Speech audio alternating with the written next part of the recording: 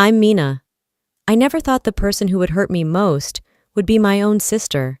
She humiliated me, not in private, but at her own wedding, in front of hundreds of people, our family, strangers, everyone. She joked about my divorce, erased me from every family photo, made me feel like I was nothing. But what she didn't know was that I'd spent years quietly collecting every lie, every betrayal, every secret she hoped no one would ever find. And the very next day, after the headlines exploded, she showed up at my door begging. How did I go from being the family's cautionary tale to the one holding all the power? The room smelled like polished silver and champagne. Everyone looked perfect. Teeth too white, laughter too loud, gowns too expensive. I stood at the entrance of the grand ballroom in Newport, Rhode Island, feeling like a guest at a party I was never really invited to, even though I had the same last name as half the people here. They glanced at me, smiled thinly, then looked away like I was background noise. Verena, my sister, was the star tonight, glowing in a custom gown, surrounded by people who treated her like royalty.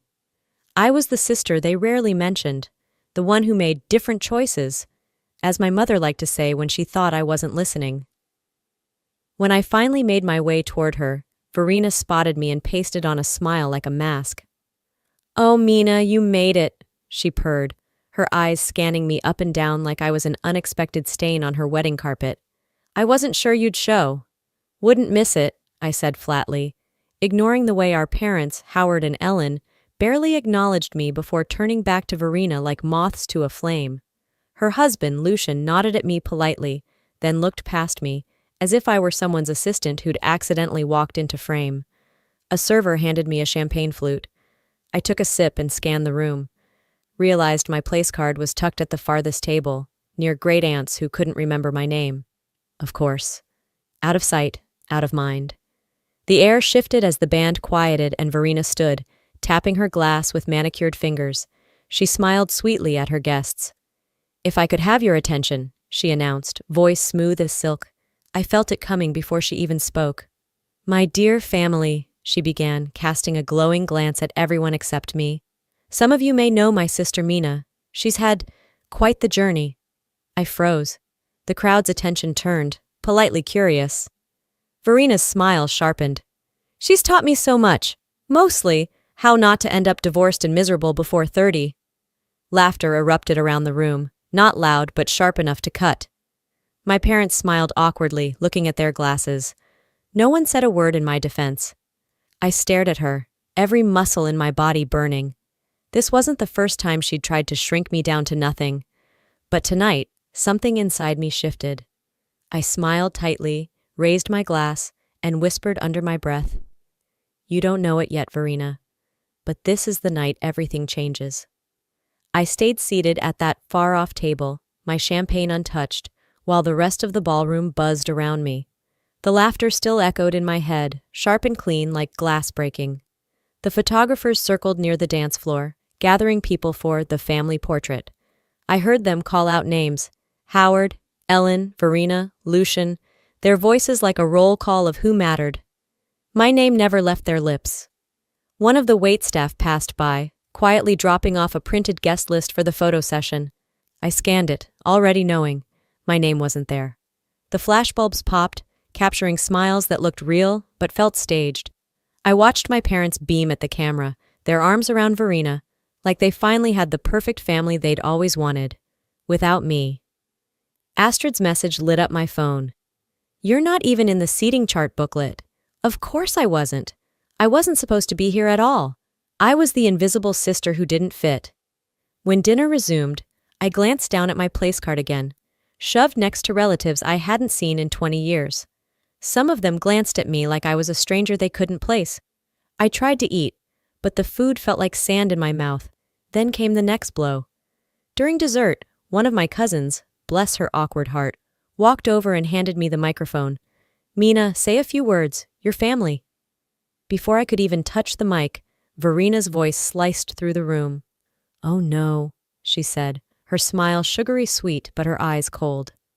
"We don't need any speeches tonight about heartbreak and bad luck." The entire room chuckled politely, some uncomfortably, but no one said a word to stop her. I glanced at my parents. Howard stared into his wine glass like it held the answers to life. Ellen avoided my eyes. The cousin who'd tried to hand me the mic quickly backed away, whispering, "Sorry, I thought—" It didn't matter. The message was clear. They didn't want me to speak. They didn't want me to be seen. But they forgot. Even silence can turn into a weapon. As the applause rippled across the tables, I sat perfectly still, the smile frozen on my face, and thought, they want me invisible. But when I finally speak, they won't be able to silence me again. The applause from inside faded as I stepped onto the terrace, needing air, needing space. The night was colder than I expected, sharp against my skin, cutting deeper than the laughter that still rang in my ears. I leaned against the railing, staring at the glittering skyline beyond the manicured gardens. How had I ended up here again, at the bottom of Verina's joke? It wasn't the first time she'd made me the punchline, but tonight, she'd done it in front of everyone. A server passed behind me, and I let the glass in my hand dangle loosely, fighting the urge to throw it over the edge. 3 years ago, I wouldn't have even been here. I was living paycheck to paycheck in a shoebox apartment in Dorchester, after Julian walked out on me like I was nothing but a bad investment. And when things got worse, when the bills piled up and my world caved in, Verina had shown up, not as a sister, but as a savior I hadn't asked for. She'd written me a check, her smile sweet but her words bitter. "You're lucky you have me, Mina. Not everyone gets bailed out of their messes." My parents had called it tough love. I called it a leash. I pulled my coat tighter around my shoulders, forcing myself to breathe. Inside, the party roared on. I could hear the clink of glasses, the swell of music, Verina's laugh like a siren call. I took one last breath and walked back in. The moment I stepped past the double doors, I heard her voice. She was at a table surrounded by a cluster of old family friends and business associates, the kind of people who smiled too hard and watched you like you were a stock price. "Oh, Mina wouldn't even be here tonight if I hadn't bailed her out when she hit rock bottom," Verina quipped, sipping her champagne as if she hadn't just gutted me in front of half the room. A few guests laughed nervously. Others avoided my gaze. My eyes flicked to my parents. Howard was busy adjusting his cufflinks, and Ellen stared at the tablecloth like she could disappear into it. No one said a word. I felt something inside me coil tighter than it ever had before. Something that had stayed quiet for too long. If they wanted to keep me small, they shouldn't have underestimated how much I can grow in silence. The music shifted just as I sat back down, my face carefully blank. The DJ's voice came over the speakers, too cheerful. "Ladies and gentlemen, before dessert, the bride has prepared a special video surprise." The lights dimmed. A hush fell over the room. I knew, instinctively, it wouldn't be good. The first few seconds were harmless enough. Clips of childhood birthdays, awkward family barbecues, Verina blowing out candles while I hovered quietly in the background. The laughter started small. Then the footage changed. Suddenly, there I was, 17 years old, braces and bad skin, tripping over my heels at prom. The next clip, me at a college party, clearly drunk, slurring lyrics to a pop song, while someone waved a red cup in front of my face. The last one hit hardest. My divorce announcement video call with my parents, my eyes red, voice cracking, subtitles added underneath. Once again, Mina fails spectacularly. The room erupted in laughter. It wasn't nervous laughter this time. It was entertained, delighted. A slow hollow burn spread in my chest. Verina's voice chimed in from the dark, sweet as honey. "Oh, Mina always knows how to lighten the mood." I glanced at Lucian. He looked away. Howard rubbed the back of his neck, pretending not to notice me. Ellen kept her smile frozen, like if she stopped, the whole charade would collapse. Astrid's text flashed across my phone. "You okay?" I wasn't. My throat tightened, my hands cold. It wasn't just tonight. It was every party, every holiday, every family gathering where I'd been the target, and Verina had been the golden child. They were all laughing because they believed her version of me. They'd rather laugh than see me. The applause rolled over the room as the video ended. Verina beamed, sipping her wine like nothing had happened. I stood quietly, adjusting my shawl over my shoulders, and walked toward the exit. Before stepping through the door, I glanced back at my sister, smiling in her perfect little world. "You've finally done it, Verina," I whispered, so no one could hear. Tomorrow, you'll learn what it feels like to be laughed at. The next morning, I woke to the sound of my phone vibrating nonstop on the nightstand. Missed calls, voicemails, all from the same two names, Howard and Ellen, my parents. I let the phone buzz until it stopped. Then it started again. By the fifth call, I gave in. I answered without a word. Their faces appeared on the screen, tight with frustration. Ellen spoke first, her voice sharp like she'd been rehearsing all night. "Mina, do you realize how selfish you were last night?" Howard nodded beside her, silent but stern. "You humiliated us," she continued. "You walked out in front of everyone. Do you know how that made us look?" My stomach turned, but I kept my face blank. "It's always something with you," Howard finally spoke.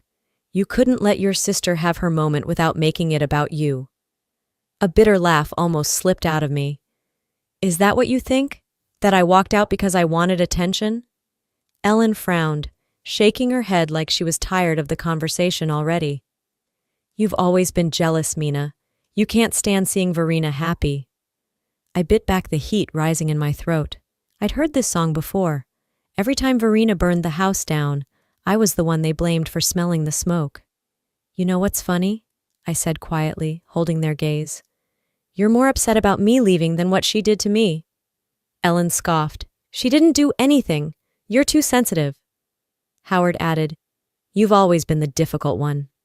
My hands curled into fists at my sides, but I smiled, calm and cold. "You might want to brace yourselves," I said evenly. "The perfect family image you care so much about, it's about to change." Ellen rolled her eyes. "Mina, don't be dramatic." Howard waved me off. "Just let it go." I ended the call without another word, staring at my reflection in the black screen of my phone. "You raised me to believe family is everything," I murmured to myself. "Let's see how much that belief holds when the truth hits the headlines." I didn't sleep that night. By sunrise, I was seated at my small kitchen table in Boston, a cup of black coffee untouched beside me. My laptop screen glowed cold in the dim light. Everything I'd spent months quietly collecting, financial statements, falsified invoices, internal emails Verena had foolishly copied me on over the years, sat organized in one folder. This wasn't rage anymore. It was precision. I opened a blank email, typed in two addresses, one for a senior investigative reporter at the Boston Herald, the other to a contact at the IRS whistleblower office. The subject line, fraudulent financial activity, Verena Mercer. I attached every file. A soft knock at my door made me pause. I knew it would be Astrid. She stepped inside without waiting for an invitation, her hair pulled back, dark circles under her eyes. She glanced at the screen, then at me. "You're really going to do it," she said quietly. I met her gaze. She left me no choice. Astrid sat across from me, her voice soft but firm. "Once you hit send, there's no coming back." "She made her choice at that wedding," I said, fingers hovering over the keyboard. "Now it's my turn." Without another word, I pressed send. For a moment, there was only silence between us. By mid-morning, my inbox lit up. A reply from the Herald's lead reporter. "We've reviewed the documents. Running the story tomorrow morning? Can you comment?" I closed the email. I didn't need to comment. The documents spoke for themselves. I powered off my phone, trying to ignore the adrenaline that ran sharp beneath my skin. Hours later, as I stood at my window, watching the gray afternoon fade into evening, my phone lit up again. Unknown number ta, New York. My breath caught. Verena Mercer was calling. I let the call from Verena ring out. She could wait. The next morning, my name was everywhere. The headlines screamed across every major outlet: Mercer wedding scandal, sister behind vicious attack. My social feeds were on fire. Hundreds of comments flooded in. Strangers accusing me of being bitter, jealous, unstable. Verena's team had moved fast. A press release framed me as an envious sister who'd fabricated documents out of spite. It was an impressive lie, almost believable. My phone buzzed again, this time a voicemail from my parents. I hit play. "You've embarrassed us beyond words," Ellen's voice snapped. "We raised you better than this, Mina. This isn't how family treats family." Howard's voice followed, cold and clipped. "Fix this." A text lit up next. "Julian, is any of this true? What the hell is going on? I stared at the screen for a long moment before locking the phone. Later that afternoon, Astrid slid into the cafe booth across from me, a large black coffee in hand. "You've seen it?" she asked. I nodded. On the mounted TV behind her, Verina's press conference streamed live. She stood perfectly composed, her face a picture of victimhood. "This isn't about me," Verina told the cameras. "It's about someone in pain, trying to ruin others' happiness. I forgive my sister." Astrid's lip curled. "She's playing saint." I met her eyes, steady. "She wants a public war?" I leaned back, voice ice cold. "Let's give her one." That night I opened my email again. This time I sent the reporter a second folder. Unedited statements, legal documents, Verina's own digital signature tying her to every fraudulent account. I wanted her lies burned into public record. Before midnight, I opened Twitter for the first time in years.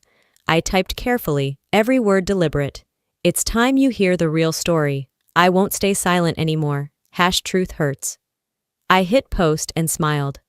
By the time the morning sun scraped through the blinds, my phone was vibrating nonstop. News banners flashed on every screen. Mercer Empire under investigation. Scandal explodes after wedding. Tax fraud, embezzlement. Verina Mercer's dark secret revealed. My inbox was drowning. Missed calls, messages, strangers, reporters, distant relatives I hadn't heard from in years. Everyone wanted a comment. But the one knock I wasn't expecting came at noon. 3 sharp raps on my door. When I opened it, I barely recognized her. Verina stood there. No makeup, hair pulled back messily, dark circles bruised beneath her eyes. She wasn't the woman who had stood under chandeliers days ago, radiant and untouchable. Her shoulders slumped, her lips trembled. "Mina," her voice cracked. "Please." Before I could speak, she dropped to her knees right there in my doorway. "I'll do anything," she whispered. "Just make it stop." For a second, I couldn't move. The sister who had mocked me in front of hundreds was now crumbling like wet paper at my feet. Tears streaked her face. "Please, I was stupid. I didn't mean to. It's all falling apart. You've made your point." I wanted to feel something. Pity, triumph, rage. But all I felt was cold. I stood there, watching her unravel, until she finally gave up, wiped her eyes, and stumbled back to the elevator without another word. The moment the door clicked shut behind her, my phone vibrated again. A text from Julian. "I'm sorry." Another one followed. "I should have defended you back then. I was a coward." I sat on the edge of my bed, the messages blurring on the screen. Everyone who once ignored me was now looking straight at me, begging, apologizing, reaching for me like I was their last lifeline. I closed my eyes and breathed slowly. They all wanted something now. But I was the one holding the cards. The next morning, the world moved without mercy. Every news channel, every social media feed screamed the same thing. Mercer Group under investigation. Verina Mercer resigns amid scandal. Stocks plunge as tax fraud allegations. Rock Mercer family. I watched it all unfold from my couch, a mug of cold coffee in my hand. The anchors' voices were distant hums beneath the weight of everything that had already shattered. Verina released a statement by midday. Stiff, rehearsed, carefully worded. "I deeply regret any mistakes that have affected my family and business. Effective immediately, I am stepping down from all leadership positions at Mercer Group." Lucian filed for separation the same afternoon. The headlines called it amicable. I knew better. No one survives in that family without blood on their hands. Later that week, my parents released their own statement. Short, cold, generic. "We are heartbroken over recent events and hope for healing in our family." Healing. They wouldn't know what that meant if it knocked on their front door. A week passed before I walked back into their house in Newton. The same furniture, same polite air hanging stiff in the room. Ellen sat ramrod straight in the armchair, hands folded perfectly in her lap. Howard hovered by the fireplace, not meeting my gaze. "Thank you for coming," Ellen said, like I was a distant relative, not their daughter. No apology, no acknowledgement of years of cruelty, just awkward small talk about the weather, about nothing. When I finally stood to leave, I paused at the door and looked at them both. "You don't have to understand why I did it," I said quietly, "but one day, I hope you will." Howard shifted uncomfortably. Ellen's lips tightened, but neither spoke. Outside, the fall air bit cold against my skin as I walked away. Not angry, not bitter. Just done. Weeks later, Astrid and I signed the lease on a small office space in Cambridge. We named it Clear Path Foundation. Free financial education workshops for divorced and single women starting over. It wasn't much yet, but it was real. It was mine. The night we launched the website, my phone buzzed again. A message from Julian. If you ever want to talk, I'm here. I stared at it for a long moment before deleting it without replying. Some things don't deserve a second chance.